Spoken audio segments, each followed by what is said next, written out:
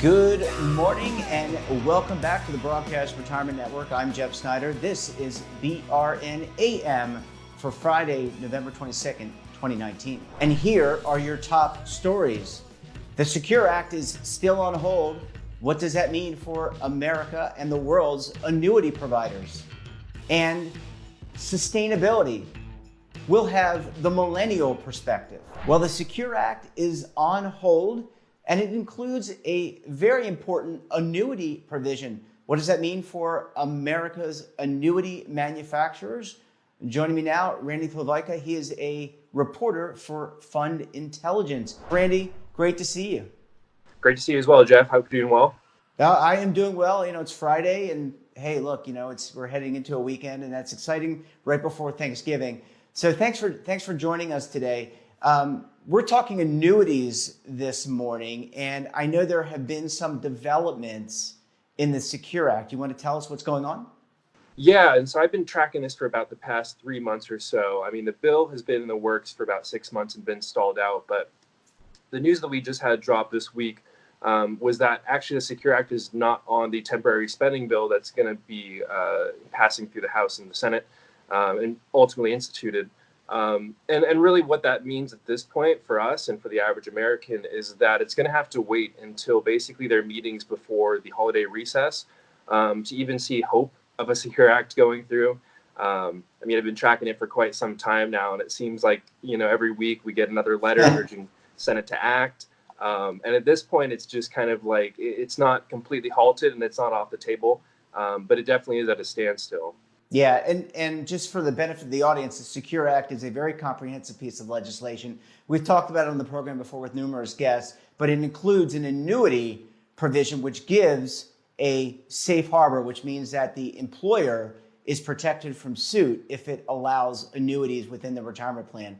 So, Randy, I guess alternatively, this could be attached to another bill, presumably. It seems unlikely just based on what we're hearing from DC and what you're hearing from your contacts as a reporter, that it is likely that it passes in totality. Yeah, and I think it would ultimately as well, separately would maybe best for it. I know Ted Cruz has a pretty big holdup on it based upon 529 college plan provisions. And there's a few other holds as well, but he was kind of the first to really be out ahead of everybody else on stalling it out. At this point, I think if it does go to the floor for a vote, I don't see it, having much trouble. But then again, with the current state of the Senate, it's always hard to say, even when stuff has unanimous support from the House. I think ultimately it's going to have to pass as its own bill. I see attaching it onto a spending bill as kind of not a slight to the bill whatsoever, but it does deserve to stand in totality just because of the all the provisions it has within it. Obviously, open maps is a big feature of it as well, but I think annuities, from the people I've spoken with, has a really great opportunity, not only for the current retirement firms and people benefiting from retirement plans, but also the annuity providers, your big insurance firms, your New York Lifes, your AXA USs, all stuff like that. So it would be rather interesting for them if it were to go through. Yeah, and that was actually going to be my next question to you. I mean, there's a lot of at stake, so to speak, as it relates to annuities and the ability for people to annuitize a portion or all of their retirement balances. Annuities in our lexicon we've talked about it on the program, and you and I have talked about it online. Annuities in our lexicon kind of has a negative connotation. The industry seeking to change that. I just saw news when I was putting together the Morning Pulse that I think variable annuities sales have jumped up. So clearly Americans are receptive to it, and the key gainers here are the global and U.S. insurance companies. Exactly, yeah. And I believe that was according to Limmer, that recent data about variable annuities. And largely it's driven by buffer annuities, but also in general, just variable annuities have taken off. I mean, Jackson National has been a leader in that space, and it's proven for them for quite some time to be a very successful model. I think what's interesting, too, is that obviously Q3 this year has just been, I think, record for them. When I spoke to people previously on this, heads of annuities at different companies and different firms, they were saying how every year it's kind of flat, year over year annuity sales just kind of, they plateau a bit here and there. And I think this year we're seeing a little bit more attention around it, and partially because the vocabulary is changing about how we talk about it. I think people are shifting from that negative connotation of the word annuity to something a bit more like guaranteed lifetime income. I hear that those three words more often than annuities at this point, and any marketing and any efforts put together by the actual insurance or retirement firms. Yeah, I think the nomenclature, and I would go back even to mutual funds and investments in general. I think the nomenclature in general needs to be updated so that people can get a better sense for what these products actually do. I mean, the word annuity maybe doesn't mean a lot to a lot of people, but certainly, Randy, last question for the segment. I mean, that retirement decumulation, meaning money coming out of the plan, that is kind of like the most important aspect that I think the industry is trying to solve, other than cybersecurity and some other key issues. Wouldn't you agree? I would absolutely agree. I think, you've gotten Americans to this point where they have all this money and it's built up and it's, ready to supply them with a very comfortable retirement. And a lot of times they just don't know how to either A, stop accumulating, or B, just really start enjoying their retirement, plain and simply. I think annuities are definitely one avenue to that. I just think in general that the retirement industry really needs to focus on decumulation, and how do you get participants basically rolling out and enjoying the last years of their career and their life to the point where they're comfortable and safe and don't really have to worry about building more assets. They can kind of focus on their families, focus on hobbies, etc., stuff that they really enjoy doing, as opposed to all the financial aspects, which can clutter up a bit, per se. Yeah, absolutely. Well, a lot more to come on that. Randy, stick around, and you stick around as well. When we come back, earlier in the week, we ran a segment on sustainable investing. We're going to get Randy's point of view and what he's hearing out in the marketplace. So stay tuned right here on BRN AM.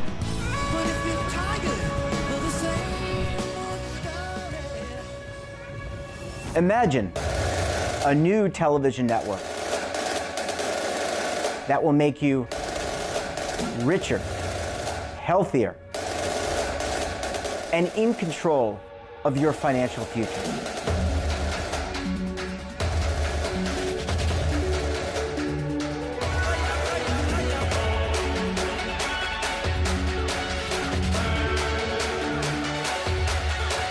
This network is for the policewoman in Nashville, Tennessee, the baker in Dubuque, Iowa, the teacher in Lexington, Kentucky. We want to make the idea of savings and retirement culturally relevant. But what do you see as a defining issue of the midterms, especially for the smaller businesses? I mean, they are the lifeblood of the American economy.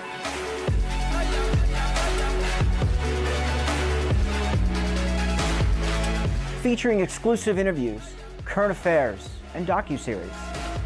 33 years old, you retired early. The philosophy is money only matters if it helps you live a life that you love. But you got to start thinking about retirement as soon as you get in. The Broadcast Retirement Network will drive very high engagement with premium partnerships. So this isn't retirement and savings for your parents or grandparents. This is for all Americans. And we're going to change the way you think about money.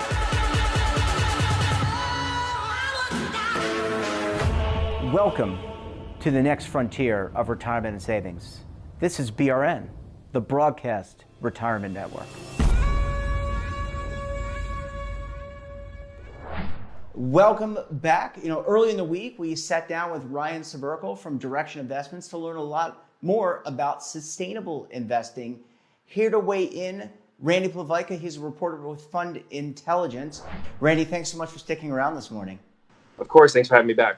Absolutely. So, as I said into the lead up to this segment, as we went to commercial break, earlier in the week, we talked about sustainable investing, and we broke it down for the audience what that is or what that could be. And it really does vary from firm to firm and from organization to organization. Why don't you weigh in on this? I want to get your perspective first as a reporter, because you're talking to people in the industry, but also I want you to take your reporter hat off eventually and put on the millennial hat. So let's take it from the reporter's aspect first. Of course. And so within the retirement industry, ESG is definitely a trending topic. I've seen a lot of firms kind of integrate it, not so much full force, but integrate it into their marketing where they want to be pushing it, they want to be investing in it. I think right now it's pretty limited, though. We're seeing a lot more headlines and conference titles around it, which is something I've heard from my industry contacts, mainly because of fiduciary concern around retirement plans. a lot of people are kind of hesitant to bring ESG into the retirement mix, Right. just because they're not sure if it's going to guarantee the same returns as before or what's going to happen with it. I think definitely ESG is a long-term strategy, and it is sustainable, and it makes us feel better as Americans when our money is going to places we feel more comfortable with. But obviously, if it's not returning the same as the original mix you had in your retirement portfolio, it is a bit concerning, because then it might add a year or a couple more months onto how long you have to work and invest in your retirement mix. And so there's always kind of that trade-off of like, I want to be sustainable, but I also want to retire on time. Yeah, and that's a really good point. And I wonder, just Randy, early in the week we talked to Ryan Severkel from Direction Investments. He kind of laid it out for us, sustainable investing and indexing. But just a question about, is this just, you mentioned the word marketing, is this just a marketing ploy? Because at the end of the day, people think about their back pockets, right? Whether you're a company, whether you're an individual saving. You mentioned about possibility of returns not being there, and that's not always the case. I mean, you can have factor investing and still generate positive returns. We see that in some of the pension funds.